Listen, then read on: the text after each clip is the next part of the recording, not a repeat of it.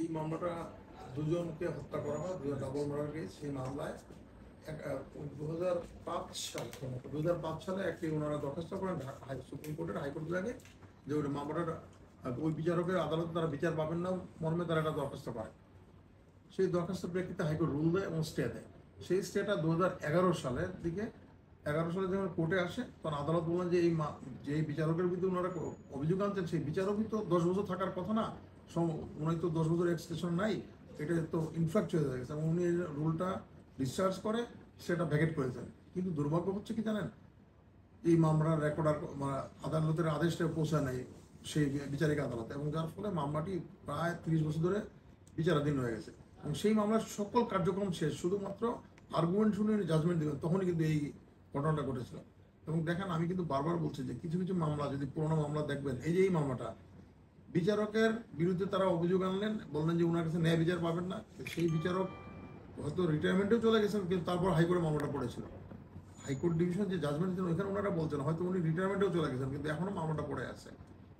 এইভাবে বিভিন্ন মামলায়, পুরোনো মামলাগুলো দেখবেন আপনার অধিকাংশ সময় কিন্তু ইনফ্রাকচুয়াস হয়ে গেছে এবং এটা যে উদ্দেশ্য করা মামলাটা দেরি করার জন্য এটা করা হয়েছে, সেই মামলার কারণে বিচারিক আদালতে মামলাটা পড়ে থাকে এবং বিচারিক আদালতে পড়ে থাকার কারণে মামলার জটটা বাড়ছে।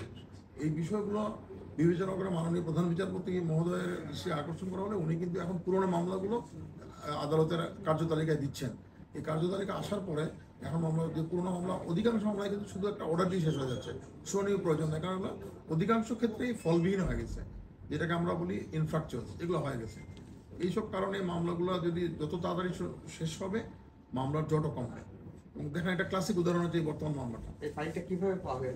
এই ফাইলটা উনি যখন আমাকে বললেন তো আমি নিজে একটা চিঠি লিখে রেজিস্ট্রার জেনারেল মহোদয়কে আমি একটা চিঠি লিখলাম, লিখে বললাম যে এই মামলাটার বিষয়ে ওনাকে গরিব মানুষ উনি আসছে ওনাকে জানানোর জন্য অনুরোধ করে উনি ওনার অফিসারদেরকে বলে রেকর্ড রুম থেকে রেকর্ডটা বের করে নিয়ে আসছেন, উনি আইনে আমাদেরকে সই মোহর নকলটা উনি সরবরাহ করেছেন। তখন আমরা নিয়ে এখন বাকি ব্যবস্থা করবো। আমরা ইতিমধ্যেই সলিসিটর মহোদয়কে জানিয়েছি, উনি জানাবেন ওই আদালতকে, আদালতের আদেশের কপিটা উনি জানিয়ে দিবেন।